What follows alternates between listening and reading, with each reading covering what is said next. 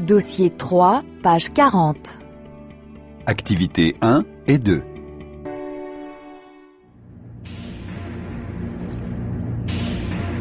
C'est ma première journée dans cette usine. Elle m'avait paru accueillante la veille. Au bout de toute une journée passée à arpenter les rues, à présenter des certificats inutiles, enfin ce bureau d'embauche avait bien voulu de moi. Comment se défendre au premier instant d'un sentiment de reconnaissance? Me voici sur une machine. Compter 50 pièces, les placer une à une sur la machine, d'un côté, pas de l'autre. Manier à chaque fois un levier, ôter la pièce, en mettre une autre, encore une autre, compter encore. Je ne vais pas assez vite. La fatigue se fait déjà sentir. Il faut forcer, empêcher qu'un instant d'arrêt sépare un mouvement du mouvement suivant. Plus vite, encore plus vite. Allons bon, voilà une pièce que j'ai mise au mauvais côté. Qui sait si c'est la première? Il faut faire attention. Cette pièce est bien placée, celle-là aussi. Combien est-ce que j'en ai fait ces 10 dernières minutes? Je ne vais pas assez vite, je force encore. Peu à peu, la monotonie de la tâche m'entraîne à rêver. Pendant quelques instants, je pense à bien des choses. Réveil brusque. Combien est-ce que j'en ai fait? Ça ne doit pas être assez, ne pas rêver, forcer encore. Si seulement je savais combien il faut en faire. Je regarde autour de moi, personne ne lève la tête, jamais. Personne ne sourit, personne ne dit un mot. Comme on est seul. Je fais 400 pièces à l'heure. Savoir si c'est assez? Pourvu que je tienne à cette cadence, au moins. La sonnerie de midi, enfin. Tout le monde se précipite à la pendule de pointage, au vestiaire, hors de l'usine. Il faut aller manger. J'ai encore un peu d'argent, heureusement. Mais il faut faire attention. Qui sait si on va me garder ici? Je ne chômerai pas encore des jours et des jours. Il faut aller dans un de ces restaurants sordides qui entourent les usines. Ils sont chers d'ailleurs. Certains plats semblent assez tentants, mais ce sont d'autres qu'il faut choisir. Les meilleurs marchés. Manger coûte un effort encore. Ce repas n'est pas une détente. Quelle heure est-il? Il reste quelques moments pour flâner, mais sans s'écarter trop. Pointer 1 minute en retard, c'est travailler 1 heure sans salaire. L'heure avance. Il faut rentrer. Voici ma machine, voici mes pièces, il faut recommencer, aller vite. Je me sens défaillir de fatigue et d'écœurement. Quelle heure est-il? Encore 2 heures avant la sortie. Comment est-ce que je vais pouvoir tenir? Voilà que le contremaître s'approche. Combien en faites-vous? 400 à l'heure? Il en faut 800. Sans quoi je ne vous garderai pas. Si à partir de demain vous en faites 800, je consentirai peut-être à vous garder. Il parle sans élever la voix. Pourquoi élèverait-il la voix quand d'un mot il peut provoquer tant d'angoisse? Que répondre? Je tâcherai. Forcer encore. Vaincre à chaque seconde ce dégoût, cet écœurement qui paralyse. Plus vite. Il s'agit de doubler la cadence. Combien en ai-je fait au bout d'1 heure? 600. Plus vite. Combien au bout de cette dernière heure? 650. La sonnerie. Pointer. S'habiller. Sortir de l'usine. Le corps vidé de toute énergie vitale. L'esprit vide de pensée. Le cœur submergé de dégoût, de rage muette. Et par-dessus tout cela, d'un sentiment d'impuissance et de soumission. Car le seul espoir pour le lendemain, c'est qu'on veuille bien me laisser passer encore une pareille journée.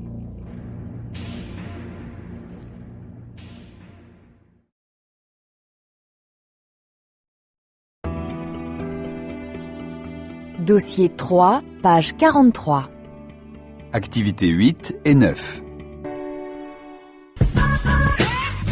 Vous êtes bien sur France Culture et vous êtes bien sur le banc, ce banc sur lequel vont se succéder tout au long de l'été, chaque soir, des personnalités surprenantes. Avec eux, nous allons évoquer leur parcours qui sort de l'ordinaire. Nos invités sont des personnages qui sont peut-être des voisins, des collègues, des cousins. Ce soir, nous sommes sur le banc avec Nadir Dandoun, qui a déjà fait le tour du monde à vélo, qui a été bouclier humain en Irak. Et dernier exploit en date, il a tout simplement gravi l'Everest. À seulement 36 ans, il vit à l'île Saint-Denis, dans le 93. Et le plus étonnant, c'est qu'il n'a aucune expérience de grimpeur et je dois vous avouer qu'il a encore moins le physique d'un grimpeur. Alors Nadir, quand tu as atteint le sommet, qu'est-ce que tu as fait? Tu as fait quelque chose de spécial. Raconte-nous. Alors, ce que j'ai fait, quand en fait je suis arrivé en haut, donc je me suis dit, vu que je suis issu d'un département qui est le plus dévalorisé de France, qui est la Seine-Saint-Denis, qu'on appelle 9-3, donc voilà, 93. Ce que j'ai fait, donc quand je suis arrivé en haut de l'Everest, comme c'est le département le plus dévalorisé, je me suis dit la meilleure façon de le valoriser, c'est de brandir un cœur siglé avec écrit dessus 9-3. Donc c'était pour rendre hommage à la patrie de mon cœur, c'était pour dire que je suis fier d'être de ce département, que j'ai pas honte d'être de ce département et que il faut peut-être commencer par qu'on dise haut et fort que c'est un département qu'on aime. Et voilà, donc c'était vraiment pour rendre hommage. Et puis, parce que je crois que et puis même, en fait, je crois que ça fait partie de mon identité. Je, en fait, crois qu'avant d'être français, d'avant d'être, par exemple, rebeu, je crois que je suis un banlieusard. Et ça, c'est une identité forte chez moi. J'ai pas eu ce courage, ou j'ai pas eu cette force, ou j'ai pas eu, je sais pas comment dire ça, mais j'ai peut-être pas eu assez d'amour dans mon cœur pour brandir un drapeau bleu, blanc, rouge, quoi. En fait, j'avais ça dans mon sac, donc j'avais 3 trucs dans mon sac. Donc j'avais le cœur avec écrit dessus 9-3, j'avais le drapeau bleu, blanc, rouge, et donc j'avais le drapeau du pays de mes parents. Et j'ai pu brandir le drapeau du pays de mes parents parce que donc en fait c'était pour rendre hommage au parcours de mon père et de ma mère. Voilà, donc ils sont venus du bled en France il y a de ça 50 ans, donc c'était vraiment pour leur dire merci d'avoir eu ce courage, d'être venu ici et de faire en sorte que j'ai eu la vie que j'ai eue. Mais j'ai eu du mal encore avec le drapeau français parce que pour moi, le drapeau bleu, blanc, rouge, même si c'est pas la France en 21, mais pour moi, c'est quand même, le Front National, Jean-Marie Le Pen, les flics, les gardes à vue, même si je mélange tout, en fait, hein. Mais, voilà, je veux dire, c'est que j'ai du mal à aimer un pays qui ne m'a pas tant aimé que ça, quoi.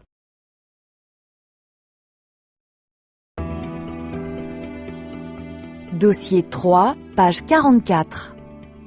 Activités 4 et 5.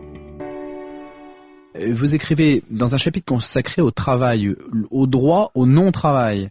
6 Français sur 10 estiment que ce serait une bonne chose que le travail prenne une place moins grande dans la vie. Quoi d'étonnant à cela? Sur fond de civilisation des loisirs, tout le discours officiel depuis 20 ans a exalté la fin du travail, le partage du travail ou la réduction du travail. Cette fin du travail, c'est un trait particulièrement moderne. Pourquoi est-ce une antivaleur en soi? Puisque tout l'effort de l'humanité a été d'en finir avec le travail laborieux, avec la pénibilité du travail, et personne ne saurait remettre en cause la mécanisation, le fait que notre travail soit facilité. On peut rendre le travail moins pénible physiquement, il le faut en effet, mais ça ne veut pas dire qu'on va ôter le travail. Une société qui est de non-travail, est une société qui s'autodétruit. Or, j'en suis désolé, mais ça n'est pourtant que du bon sens, mais il est évident que moins il y a de gens qui travaillent, moins il y a de richesses qui sont produites dans une société, et donc moins il y aura de gens qui profiteront de ces richesses. J'en suis désolé, mais pour qu'il y ait plus de richesses, il faut qu'il y ait plus de gens qui travaillent, et plus de gens qui travaillent plus. On ne peut pas partager le néant, on ne peut pas partager le vide. C'est en produisant beaucoup qu'on peut distribuer de la richesse. N'est-ce pas une façon d'accoutumer le français ou l'occidental au fait que le travail se raréfiant, il va falloir de toute façon finir avec lui puisqu'il n'en aura pas.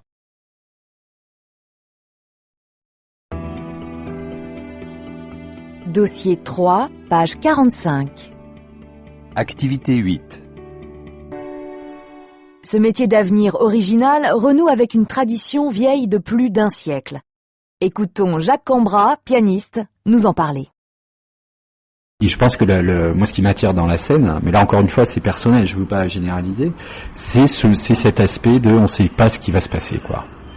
Ce qui est parfois un peu inquiétant pour les organisateurs, ce qui est parfois inquiétant aussi pour d'autres musiciens avec qui j'ai pu jouer, parce qu'on répète quelque chose et puis on joue autre chose sur le moment. Il y a un instant, quoi. Il y a un instant qu'il faut arriver à saisir par rapport à un film, par rapport à un public, par rapport à comment on est, et cet instant on le saisit ou on le saisit pas. Et surtout on a accès à un répertoire. Ça c'est vraiment quelque chose d'assez fascinant. Pour ma part, moi j'ai grandi avec l'idée de répertoire et le patrimoine classique, et là je me suis retrouvé en face d'un patrimoine absolument fantastique de films jusqu'aux années 30 qui étaient muets et qui avaient le besoin d'un supplémentaire, je dirais, d'une post-production en live pour pouvoir continuer à exister d'une manière contemporaine.